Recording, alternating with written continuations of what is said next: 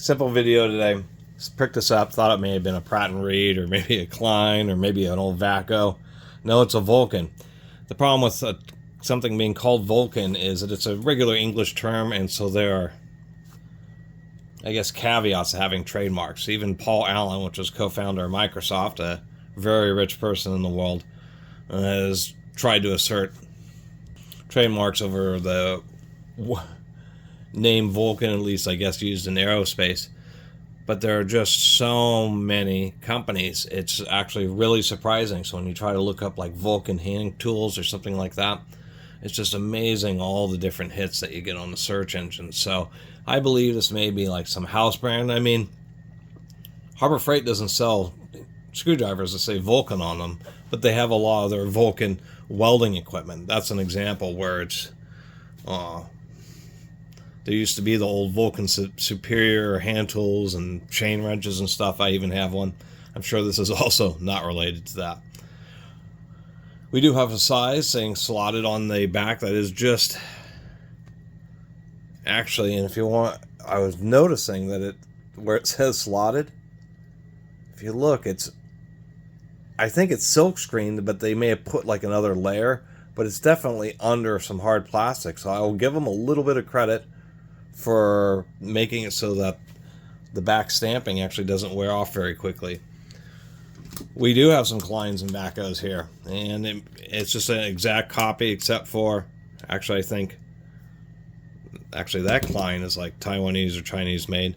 Here's an older American made Klein. We can see this has a little bit smoother, a little bit more shiny of a grip, and it's similar to this old Vaco. Yeah, where does it say Vaco? Somewhere here. Vaco cushion grip.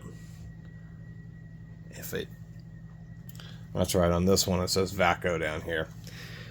So, this is what the classic ones are. The more newer foreign made are these. One thing that I was noticing is if we compare to the Vaco to these Kleins, we have, you know, the old Vaco has a slightly yellower acetate there. As far as how this rod is held, it seems to be going pretty deep into the handle of the screwdriver. I wonder, well, the grip doesn't want to pull off easily, and when I'm using the magnet here, it's not a full tang. It appears to be right about there is how far the tang goes up. So that's actually fairly deep into the screwdriver. A lot of screwdrivers is actually pretty shallow, but having it up there when you're using this for prying operations and just more stressful work, that you're not where there's going to be a concentration of force, it still has a steel shaft to it. So I'll give them credit there. It says chrome vanadium. So what can I say? The reason I think it's a Walmart is when I was searching around, there was like a whole bunch of these Vulcan tools, and it just seems like some kind of house brand. But it's just difficult because they're sold all over the place to really kind of pinpoint the nature of this company. It's kind of weird, and maybe somebody will be able to chime in on it. But to tell you the truth, as far as, you know, all general intents, it's a copy of the old Pratt & Reed, Klein, etc. screwdriver, but actually seems, you know, for a foreign made one, halfway decent. You know, Vaco silk screen, but it was a physical stamping. But this little technique here where they coat the silk screen is a nice touch. It's something that I actually haven't seen on very many screwdrivers at all. Although I will say, and you can probably notice here, as soon as you tilt it a little bit, it just disappears.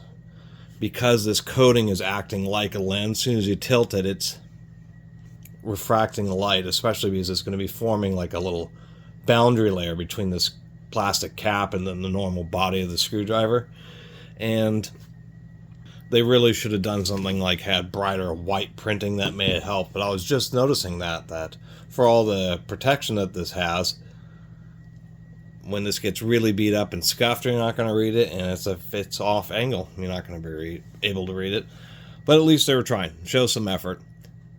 Not a lot else to say, just I've never encountered this tool brand before, and as far as my one sample here, a 1/4 inch flathead screwdriver, I would actually be willing to give a set of their screwdrivers a chance.